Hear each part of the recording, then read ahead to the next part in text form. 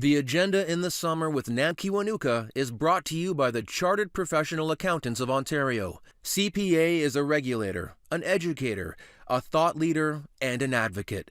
We protect the public. We advance our profession. We guide our CPAs. We are CPA Ontario. And by viewers like you. Thank you. Together, but apart. We've been hearing that a lot. I'm Nam Kiwanuka, and tonight on the Agenda in the Summer, we look at how urban design needs to change in the post-COVID-19 era.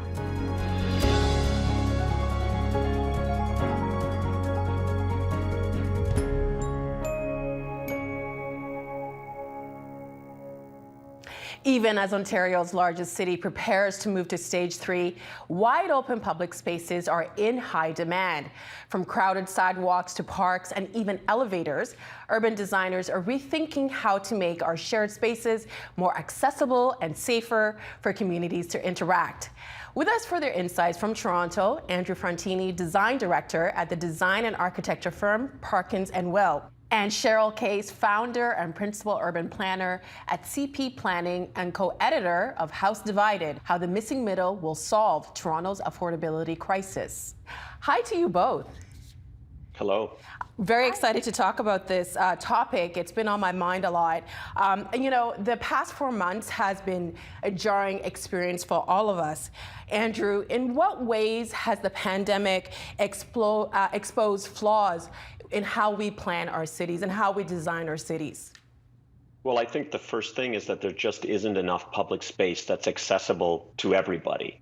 It's a car-dominated infrastructure, and now more than ever, we need outdoor public space where we can come together, we can recreate, we can exercise, and be healthy. And there's a deficit of it fundamentally, and has been for many decades since the automobile began to dominate our cities in the post-war era.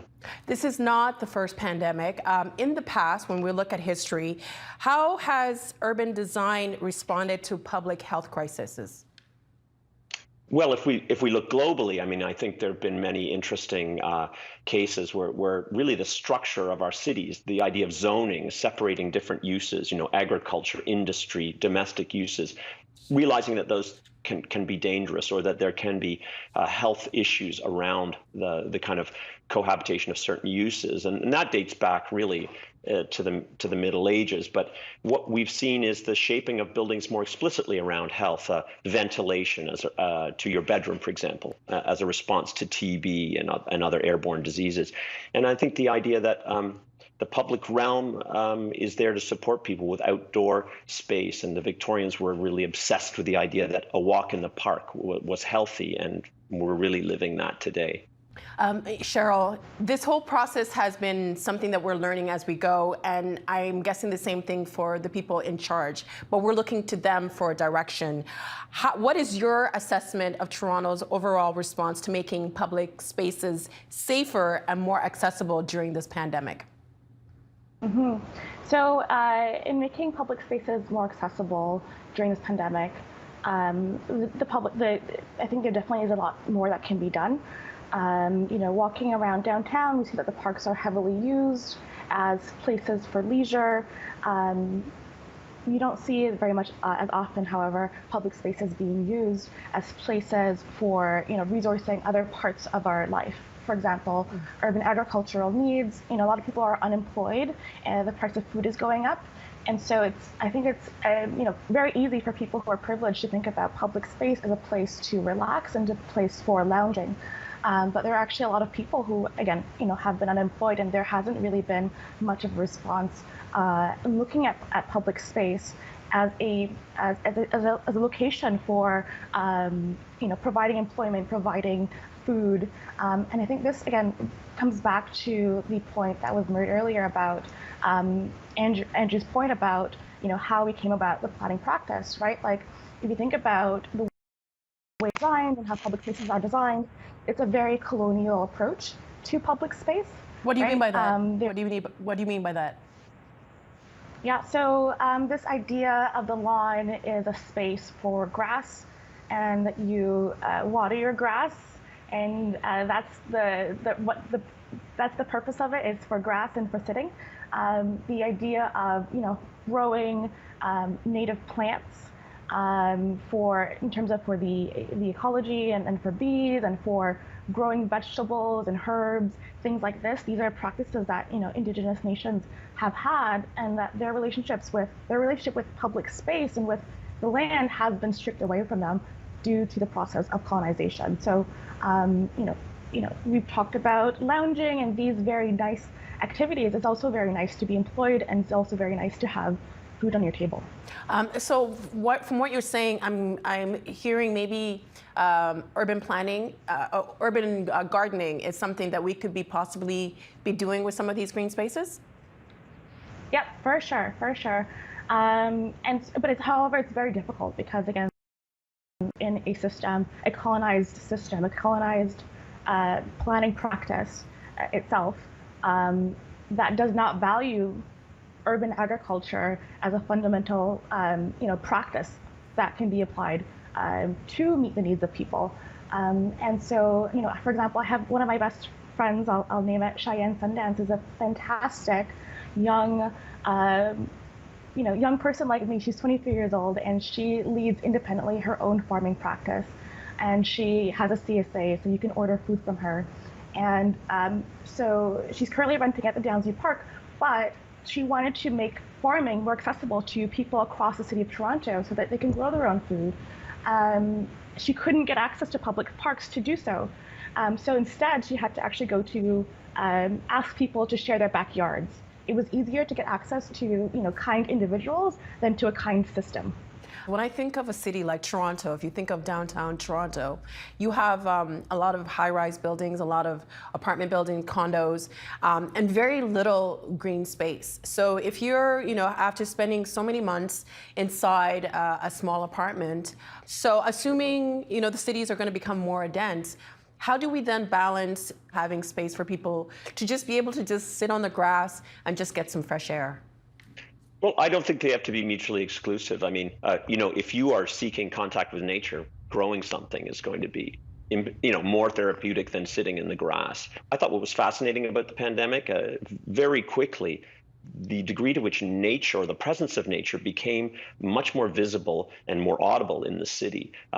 Birds, other kinds of animal life, plant life, because we retreated, nature moved in. And to me, when I first heard the Gardiner Expressway, it was one Monday, I heard the Gardiner Expressway for the first time outside my door for the first time in 2 months. I sort of felt, oh, it's over. But I think the mindset which thinks about the city as being more natural and our public space as being more productive, I think those two can go together into a new vision of what a park can be. And Cheryl? Yes, thank you. So I just wanted to pick up on Andrew's point about how green space is used as a marketing tool, oftentimes in development. It is, in its own way, a marketable asset to have green space, right? Like, people want to live next to green space, as you said. The issue is, again, we need to realize that we are dealing in a system that is systemically classist, racist, etc., right? That means that it will take whatever is good and they will suck it back into that perspective of how can we maintain the status quo being, how can we ensure that we don't, actually provide massive amounts of affordable housing and employment, because, that's not their priority. The priority of a classist, racist system is not to provide access to housing, etc. And so this is something that I've recently been invited to a number of firms in the city of Toronto to provide sessions and describing to them what a human rights approach to planning means. And COVID-19 is just one example of a type of shock that means a very pronounced, very specific, unignorable event or occurrence that results in us needing actually social supports and social systems to reduce the impact of that shock. And we've seen over these last couple of months, despite the shock of that, despite the shock of George Floyd's murder and this increasing police violence, there hasn't been much change. And there hasn't been much change because our system is, again, fundamentally classist and racist. And they're taking the smallest bits of the goodness that is coming out of these conversations, and acknowledging these issues, but they're not looking to fundamentally change the processes that prevent urban agriculture in parks and that lead to tent camps being pushed out. A system is made up of people, and I think this is the very hard truth that we need to deal with. It is that many of our colleagues, our managers, are they're either unequipped to deal with these issues, or they are actually not prioritizing these issues, meaning that they don't prioritize human health and human wealth. And that's why we're seeing, all these months, 4 months into COVID, there hasn't been these ideas, the ideas of Andrew and I, in terms of the outcome and the solutions that we're proposing, are not new. These are decades, even hundreds of years old. What has not changed is the system itself. The system has been very good at maintaining itself, and it's because, so I'm very glad to be able to bring that up. I hope. No, from what I'm hearing from you, from what I'm hearing, and please correct me if I'm wrong, is that the importance of community and centering the needs of the community. So when we talk about public spaces, how can we ensure the public spaces are inspired and cultivated by the community that uses them rather than marginalizing them? Yeah, so that requires people like Andrew and I, people in these planning industries, people in other industries that deal with the use, design, and function of land, to engage directly with people who have the trust of community. I'll say that's one thing, right? So oftentimes the cities or other consultants might engage the public, but there is no trust in that consultant, and oftentimes for good reason. It's an unsafe environment to share your ideas.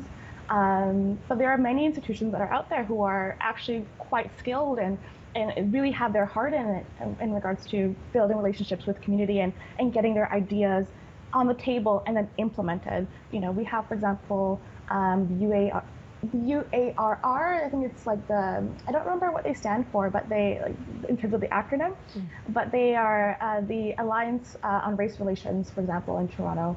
There are many others that we can think of. The Atkinson's Foundation is an amazing foundation. And the Center for Connected Communities in Toronto is also amazing. Ajiv is, the managing director there. There are many great leaders in the space, and if you need to partner with them and allow them the agency to do what they do and do it safely. Andrew, and I wanted to pick up on something that Cheryl said earlier around development and developers. In Toronto, developers get certain incentives in exchange for creating and maintaining, I need to read this because I won't get it right, maintaining privately owned, publicly accessible spaces, or POPs, P-O-P-S, on their property. Do you think that this is the right approach?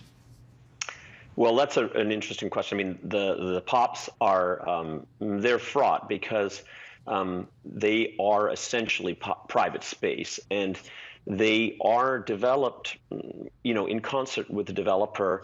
And there are examples in New York, especially, of very successful POPs, the Highline, Bryant Park. And it's interesting to look at those. They are maintained by private security. They are private space, yet the public uses them. And if they weren't there, there would be a deficit of public space. So it's a very delicate balance. And I think Cheryl's approach is the way that we have to look at the development of POPs.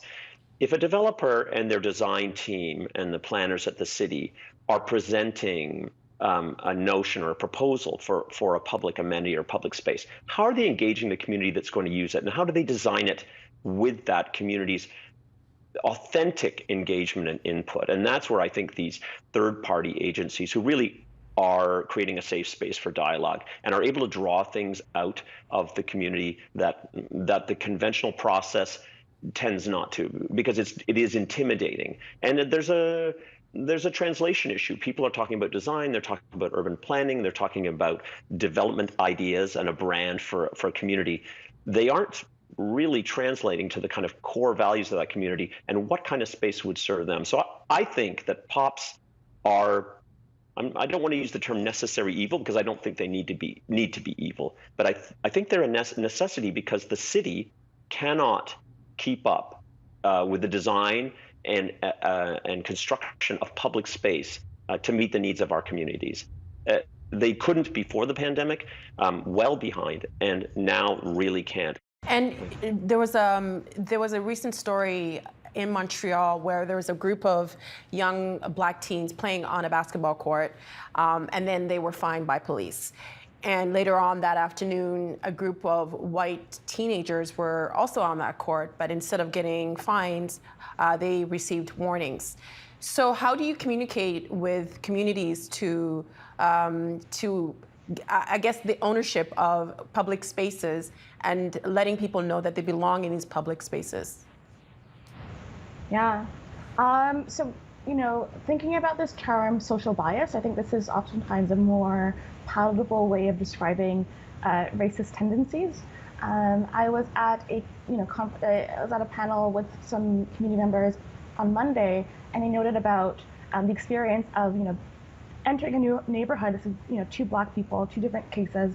They moved into a neighborhood, they were homeowners, and then the neighbors thought they were the movers. Like, they thought they were the people just moving the furniture. And the reason why people are able to have this type of social bias is again because our system is fundamentally classist and racist. So if you are conditioned to see Black people as criminals, the reason why you're more likely to see Black people as criminals is because we are, racialized, we are put into poverty, and we are suppressed as people.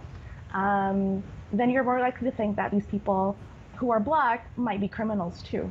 I think that our public spaces, particularly the sort of centralized public spaces, offer an incredible opportunity to kind of shift those perceptions and break down those structures of discrimination, because Toronto particularly has we have racialized communities, and you will find, in a Jane Finch corridor, the public realm is not provided for in anywhere near the degree that it is in downtown Toronto. And that in itself is a form of discrimination. But what is interesting, and increasingly so, with the recent events and the murder of George Floyd, and the occupation of public space for political purposes, which is really what it's for. I mean, people came out across the world into the public space, disregarding the dangers of a pandemic, thinking that their community voice was much more important than their individual safety. And people are using the sort of central public spaces. I live near Trinity Bellwoods Park, so that is a park that enjoys a lot of visitors from all around the GTA and beyond. And it's interesting to see the increased, I'm going to say it, racial presence is much more racially diverse now than it was this time last year. And so to me, this speaks to a kind of occupation of public space that is intentional and is leading to a much more diverse demographic in the downtown public spaces, and therefore a kind of statement that public space is for everybody. And in the act of using the public space together, I think we can begin to break down those attitudes. This person belongs in this neighborhood, this person doesn't. But if everyone's in Trinity Bellwood Park, and really enjoying life after a kind of period of oppression and isolation, it's almost like a celebration of our diversity, the potential for the public space to kind of present that to all of us.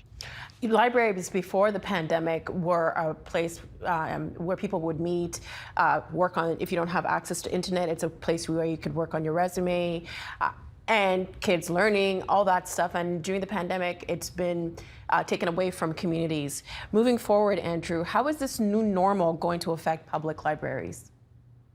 Well, as you say, the public library it's really one of the most democratic and inclusive institutions. And in Toronto, we have a fantastic, TPL is a fantastic system where they really have a branch, 100 branches. So within each community, you can walk to the library more or less. And those libraries, as you say, provide vital social infrastructure. People who can't afford computers, technology, maker spaces have access to them. And obviously, there are newcomer services, ways to orient people into our society if they're missing the basic knowledge about being a Canadian or navigating the city. The library provides all of these things.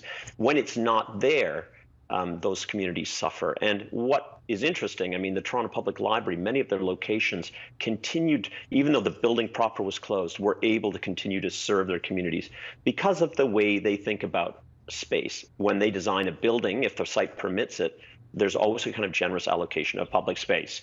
Public space could be indoors in a courtyard, it could be outdoor as a plaza. And they've been able to act as food banks or food drop-off centers. The Albion Library, which we designed across from Albion Mall, has a community garden, which is active right now. And the librarians are looking into stage 3, where they begin to open the doors of the library and allow a limited density. But fortunately, there's an outdoor public realm, which is a community space which has been accessible the whole time. So that kind of continuity of engagement and support has been there.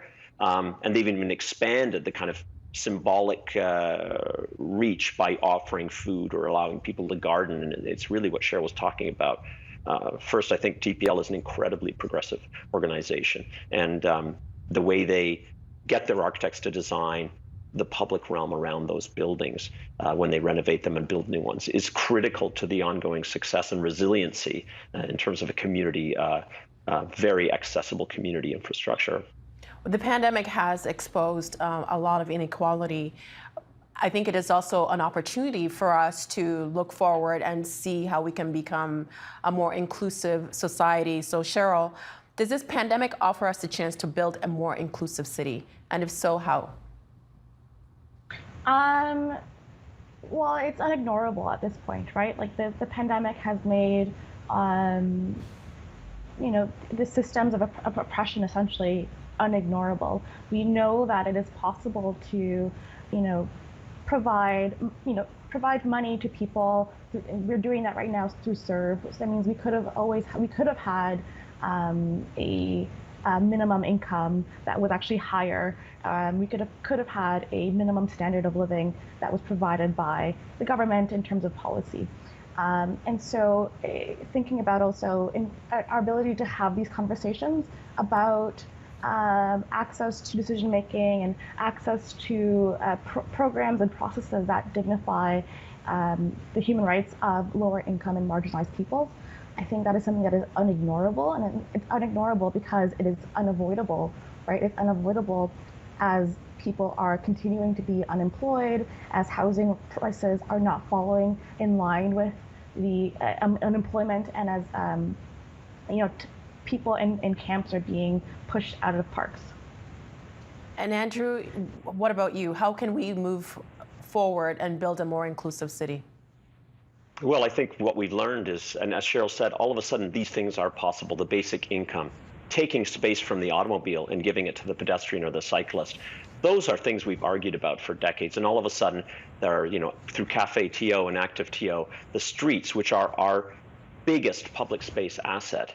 And at the turn of the century, if you looked at the downtown Toronto, people were walking in the street, they were on a carriage, they were on a bicycle, they were multimodal public spaces, and they can be again. So the pandemic has forced us, through the need to social distance and the need to keep our businesses alive, to rethink the space of the street. That's a marvelous opportunity. I really hope that we hang on to that and continue to build.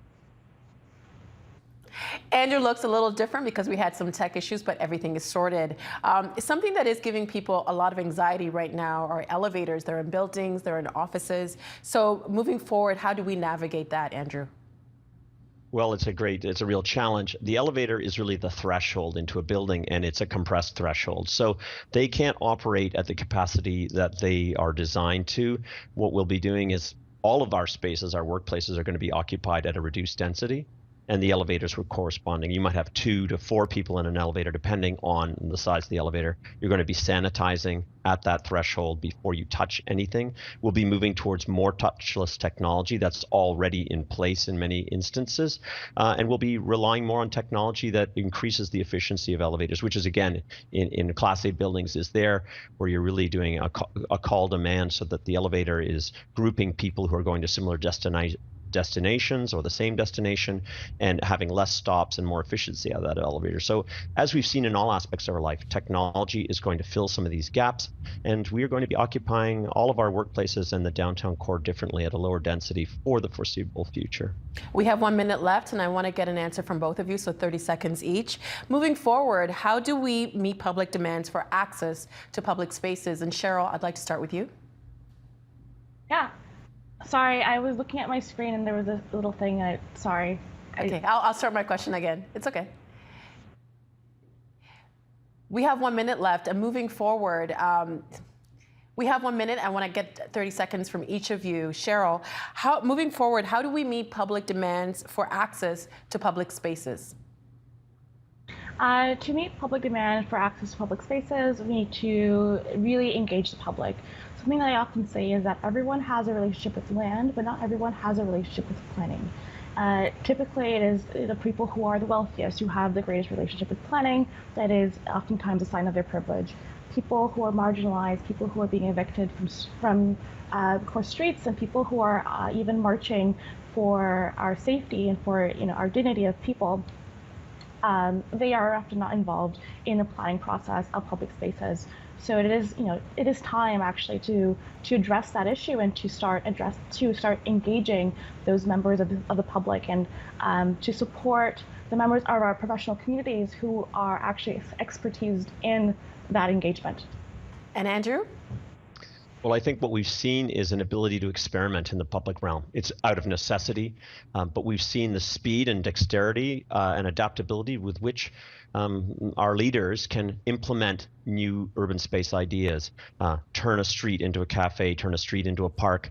Let's keep doing that, because that community engagement that Cheryl's talking about, we need that in place, but then we also need the opportunity to test what works and what doesn't, because we actually don't know until we're there. So rather than making grand plans, getting bogged down in bureaucracy, treat the city as a much more nimble canvas where we can close roads, create public space with temporary furniture and infrastructure, and begin to try out what works and what supports our evolving society with its evolving needs, and try new programming.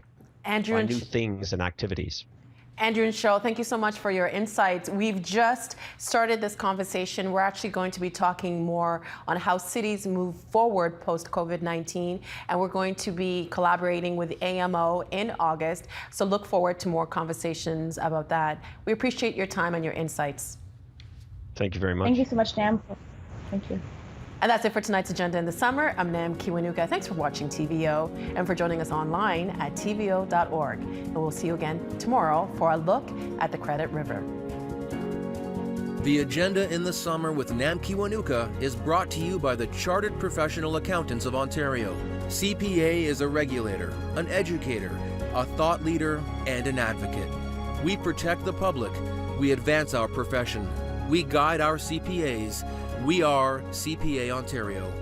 And by viewers like you. Thank you.